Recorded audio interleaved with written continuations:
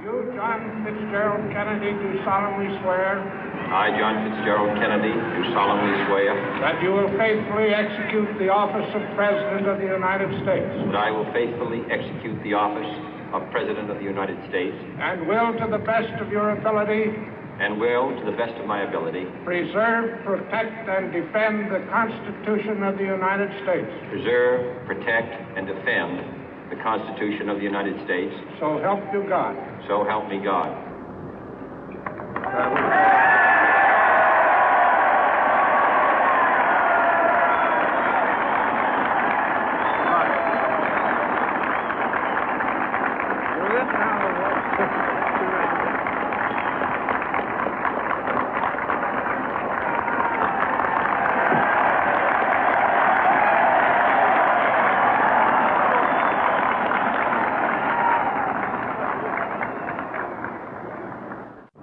Vice President Johnson, Mr. Speaker, Mr. Chief Justice, President Eisenhower, Vice President Nixon, President Truman, Reverend clergy, fellow citizens. We observe today not a victory of party, but a celebration of freedom, symbolizing an end as well as a beginning, signifying renewal as well as change. For I have sworn before you and Almighty God the same solemn oath our forebears prescribed nearly a century and 3/4 ago. The world is very different now, for man holds in his mortal hands the power to abolish all forms of human poverty and all forms of human life. And yet the same revolutionary beliefs for which our forebears fought are still at issue around the globe.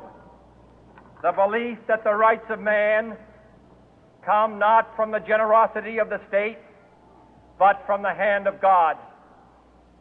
We dare not forget today that we are the heirs of that first revolution. Let the word go forth from this time and place to friend and foe alike that the torch has been passed to a new generation of Americans born in this century, tempered by war, disciplined by a hard and bitter peace, proud of our ancient heritage, and unwilling to witness or permit the slow undoing of those human rights to which this nation has always been committed and to which we are committed today at home and around the world.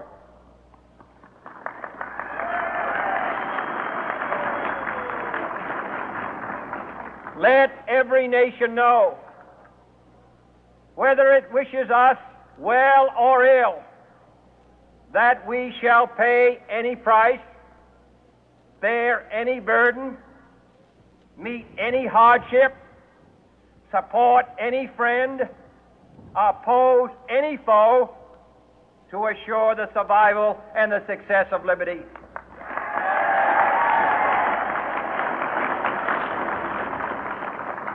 This much we pledge and more.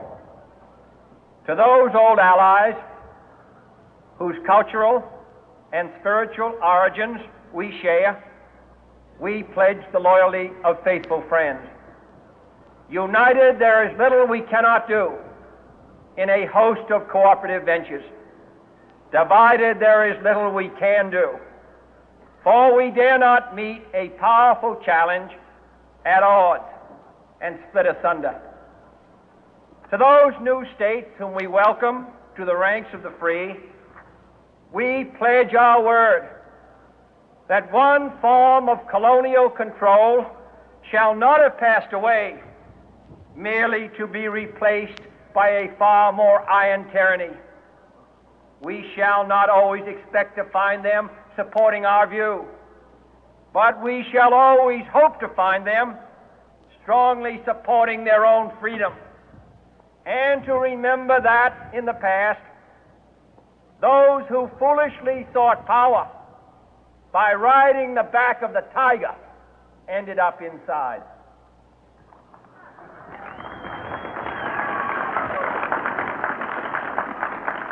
To those people in the huts and villages of half the globe struggling to break the bonds of mass misery, we pledge our best efforts to help them help themselves for whatever period is required, not because the communists may be doing it, not because we seek their votes, but because it is right. If a free society cannot help the many who are poor, it cannot save the few who are rich.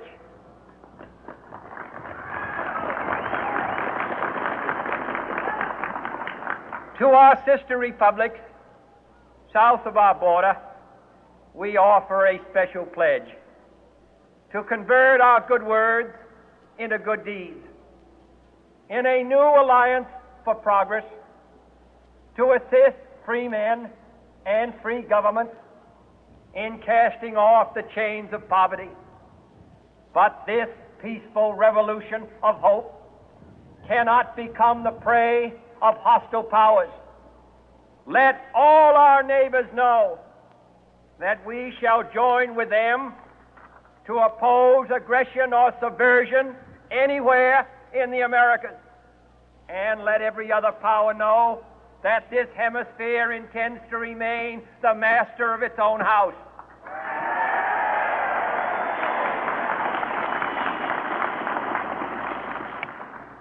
To that World Assembly of Sovereign States, the United Nations, our last best hope, in an age where the instruments of war have far outpaced the instruments of peace, we renew our pledge of support to prevent it from becoming merely a forum for invective, to strengthen its shield of the new and the weak, and to enlarge the area in which its writ may run. Finally, to those nations who would make themselves our adversary, we offer not a pledge, but a request that both sides begin anew the quest for peace. Before the dark powers of destruction, unleashed by science, engulf all humanity in planned or accidental self-destruction, we dare not tempt them with weakness, for only when our arms are sufficient beyond doubt can we be certain beyond doubt that they will never be employed. But neither can two great and powerful groups of nations take comfort from our present course, both sides overburdened by the cost of modern weapons, both rightly alarmed by the steady spread of the deadly atom, yet both racing to alter that uncertain balance of terror that stays the hand of mankind's final war. So let us begin anew, remembering on both sides that civility is not a sign of weakness, and sincerity is always subject to proof.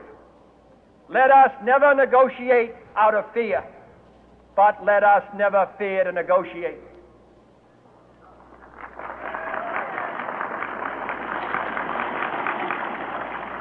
Let both sides explore what problems unite us, instead of belaboring those problems which divide us. Let both sides, for the first time, formulate serious and precise proposals for the inspection and control of arms, and bring the absolute power to destroy other nations under the absolute control of all nations.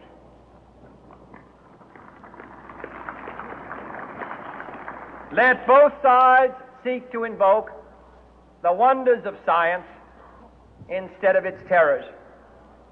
Together, let us explore the stars, conquer the deserts, eradicate disease, tap the ocean depth, and encourage the arts and commerce. Let both sides unite to heed in all corners of the earth the command of Isaiah to undo the heavy burden and let the oppressed go free.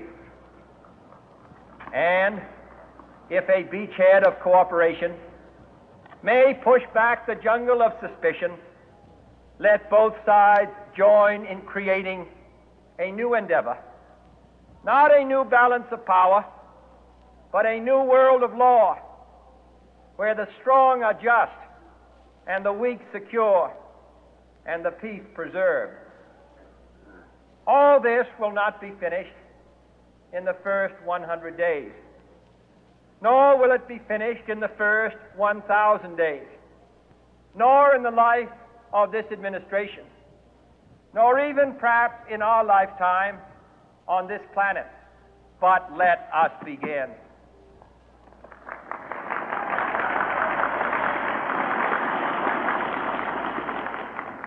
In your hands, my fellow citizens, more than mine, will rest the final success or failure of our course. Since this country was founded, each generation of Americans has been summoned to give testimony to its national loyalty. The graves of young Americans who answered the call to service surround the globe. Now the trumpet summons us again, not as a call to bear arms, though arms we need, not as a call to battle, though in battle we are, but a call to bear the burden of a long twilight struggle, year in and year out, rejoicing in hope, patient in tribulation, a struggle against the common enemies of man, tyranny, poverty, disease, and war itself. Can we forge against these enemies a grand and global alliance,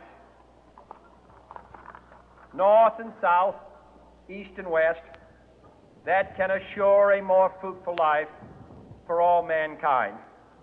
Will you join in that historic effort?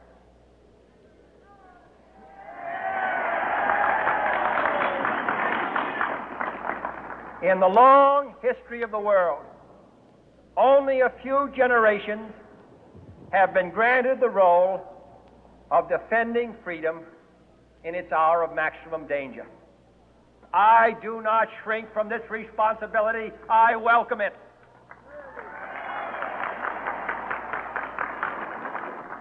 I do not believe that any of us would exchange places with any other people or any other generation.